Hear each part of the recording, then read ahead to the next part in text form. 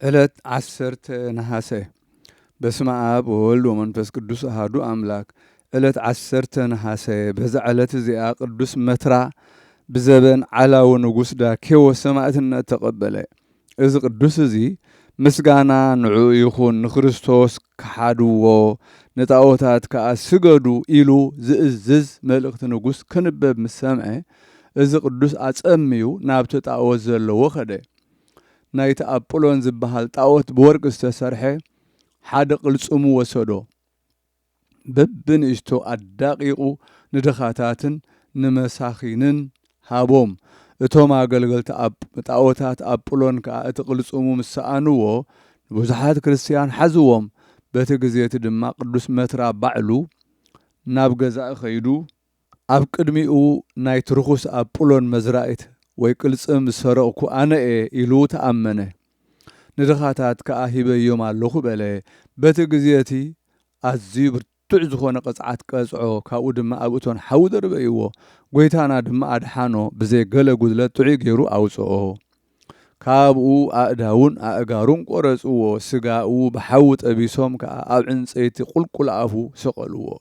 ካብ ኣፍንጫኡ ብዙሕ ደም ናብ ምድሪ ክሳብ ዝውሕዝ። በቲ ግዜቲ ድማ መልአክ እግዚአብሔር ወሪዱ ካብ ማእሰሩ ፈቲሑ ካብ ስቕለት ኣውረዶ። ስጋኡ ዳህሲሱ ከዓ ኣቁሳሉ ኣሕወየሉ። ሓደ ዕውር ሰብ መፀ። ካብቲ ብኣፉን ብኣፍንጫኡን ንቅዱስ መትራ ዝውሕዝ ደም ወሲዱ ኣዒንቱ ቀብአ እሞ ንግዚኡ ረአየ። እቲ ገዛኢ ብምስቃዩ ምስ ደኸመ ርእሱ ብሰይፊ ክቆርጽዎ ኣዘዘ። ተሰይፉ ከዓ ኣክሊል ሰማዕትነት ተቐበለ። ካብ ስጋኡ ድማ ብዙሓት ተኣምራትን መንክራትን ተራእዩ። ብዙሓት ሕሙማት ከዓ ካብኡ ፈውስ ረኸቡ። በረኸቱ ምሳና ይኹን ዘለዓለም ዓለም ኣሜን። ሰላም ለመትራ መዝራእቲ አጵሎን ሰሪቆ ላዕለ ነዳያን ዘረወ ወላዕለ ምስኪናን ወርቆ ወሶብ አምነ ዘንተ ዘከመ ገብረ በተሳልቆ በብዙህ ምንዳብዬ እምድህረ ገዛኢ አጻቆ በአፈ መጥባይ ተፈጸመ ወሰለጠ ጽድቆ። ሰላም ንመትራ ቅልጽም አጵሎን ሰሪቁ ኣብ ልዕሊ ድኻታት በተኖ ንመሳኺን እውን ወርቁ ዝገበሮ ኣመነ ኣብ ቅድሚ ኣብ ጣዖት ተሳሊቁ። ብብዙሕ ስቃይ ገዛኢ ኣሸገሮ ጠዊቁ ጠዋዊቁ ብብልሒ ካራሩ ፈጸመ ኣስለጠውን ጽድቁ። በዛ ዕለት እዚኣ ቅዱስ ሃርስጥፎሮስ ብዘበን መክስምያኖስ ከሓዲ ሰማዕትነት ተቐበለ። ኣብ ቅድሚኡ ምስ ቆምዎ ንጉስ ንኣማልክቲ ሰውእ በሎ። ሃርስጥፎሮስ ከዓ ንጎይታ ኢየሱስ ክርስቶስ እየ ዘምልኾ ንዑ እውን እየ ዝስውእ ምስጋና ንዑ ይኹን በሎ። መክስምያኖስ ተቆጥዐ። ስጋኡ ኣብ ምድሪ ክሳብ ዝወድቕ በባትር ክቅጥቅጥዎ ኣዘዘ። ቀጥቂጦም ናብ ቤት ማእሰርቲ ኣእተውዎ። ካብኡ በቲ መልክዐን ከስሕቶ ኢሉ ክልተ ኣንስቲ ለኣኸሉ። ንሱ ከዓ ሃይማኖት ክርስቶስ ምሂሩ ኣእመነን። ናብ ንጉስ ተመሊሰን ምስ ረኸበን እንታይ ገበርክን በለን እሞ ንሰን ከዓ ንሕና ብኣምላክ ቅዱስ ሃርስጥፎሮስ ብክርስቶስ ኣሚንና ኣሎና በላኦ።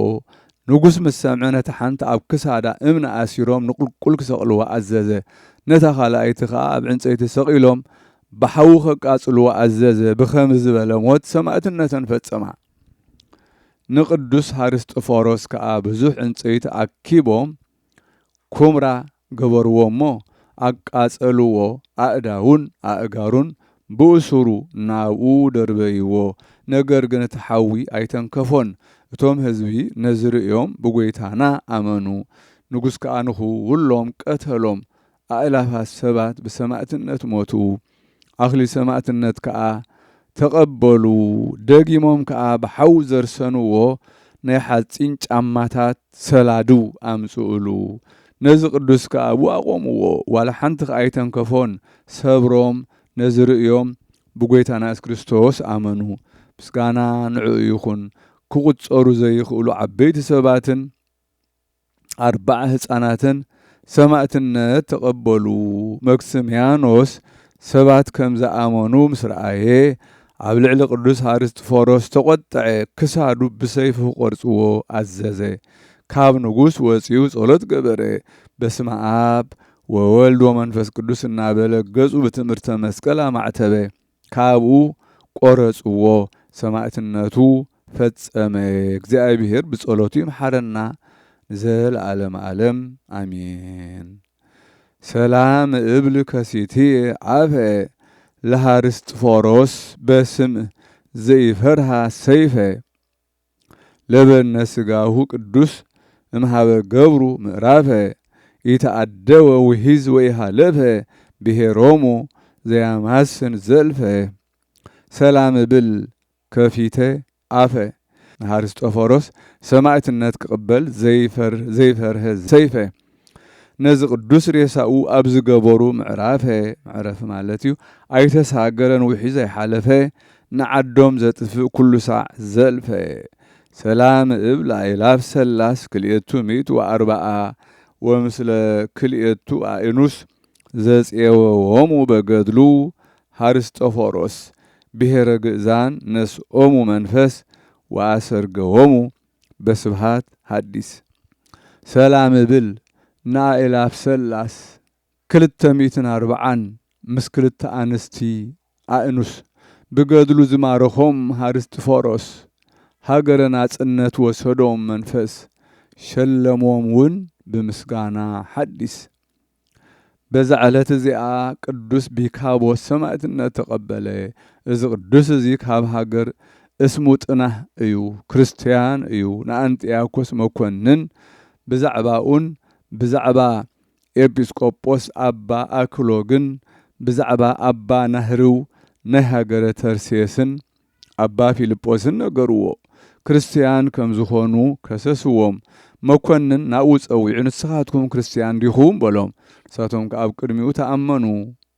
እወ ንሕና ብግልፂ ክርስቲያን ኢና፣ ብጎይታና ኢየሱስ ክርስቶስ ብወዲ እግዚኣብሔር ሕያው ኢና ንኣምን በልዎ። መኮንን ከዓ ነዚ ሕደግዎ ንኣማልክቲ ሰውኡ በሎም።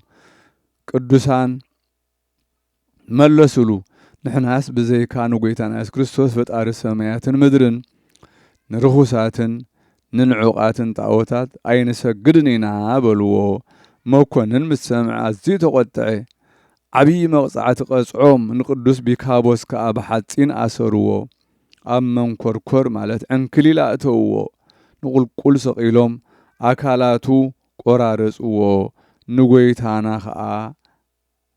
ጎይታና ከዓ የጽንዖ የዓግሶ ብዘይ ገለ ጉድለት ከዓ ጥዑይ ገይሩ የተንስኦ ነበረ። ብድሕሪ እዚ ነዚ ቅዱስ ምስ ብዙሓት ሰማዕታት ናብ ሃገረ በርሙን ሰደዶ። ኣብ መርከብ 27 መዓልታት ገበሩ። በተን መዓልታት እቲአን እኽሊ ኣይበልዑ ማይ ኣይሰተዩ። ኣብ ሃገረ በርሙን ምስ በጽሑ ዓብዪ መቕጻዕቲ ቀጽዕዎም። ወሲኾም ንቅዱስ ቢካቦስ ስጋኡ ብማሕፀ ቆረጽዎ። በዚ ሞት እዚ ሰማዕትነቱ ፈጸመ። ኣኽሊል ሰማዕትነት ተቐበለ። ሓደ ኣማኒ ሰብኣይ ካብ ሃገረ በርሙን መጺኡ ናይዚ ቅዱስ ሬሳ ወሲዱ ብጽቡቕ ኣልባሳት ገነዞ ናብ ሃገር እስሙ ጽናህ ከዓ ሰደዶ። ኣብ እዋን ስቅያቱ ቁጥሪ ዘይብሎም ብዙሓት ሰማዕትነት ተቐበሉ። ሰማዕትነቱ ኣብ ዝፈጸሙሉ ድማ 95 ነፍሳት ምስኡ ሰማዕትነት ተቐበሉ። ንቅዱስ ቢካቦስ ጽብቕቲ ቤተ ክርስቲያን ሃነጹሉ። ስጋኡ ከዓ ኣብኣ ኣንበርዎ። ካብኡ ከዓ ብዙሓት ተኣምራትን መንክራትን ተራእዩ። እግዚአብሔር ብጸሎቱ ይምሐረና፣ በረኸቱ ከዓ ምሳና ይኹን ንዘለዓለም ዓለም አሜን። ሰላም ለአባ ቢካቦስ ዘኮኖሙ ተባያጽየ ለተስዓ ወሃምስቱ ሰማዕታተ ክርስቶስ እንበለ ግጋጽየ ጣዖተ አሕዛብ ይዝልፍ ወንጉሶሙ አማጽየ ለዝ ጥቡእ ይመጾ ድንጋጽየ እንዘይመትሩ ስጋሁ በማህጽየ። ሰላም ለአባ ቢካቦስ ዝኾኖም ዓርኪ ተባያጽየ نتسعان حموشتن سماعتات بزي درمبس بزي ققاطي نتاوتات أحزاب كتصرف ننقصون عماسي نزوفوي أي مزون دنقاطي إنا مترو سقاو بمحسي بزعلت زيا ممهران بيت كريستيان ناي محبر بكر مذكر تابعال كنقبر عزيزومنا علو نساتهم كأخاب أبي الجميروم كساب لومي كمون كساب مودات عالم زتنسو من تصدق إلوم دموم زفسسو يوم كمون نايكو لهم آئلا فسوهان محبر ملاقت مذكر تابعاليو እግዚአብሔር بصلوتهم يمحرنا نزل عالم آمين سلام إبل تياكمو ماهبرة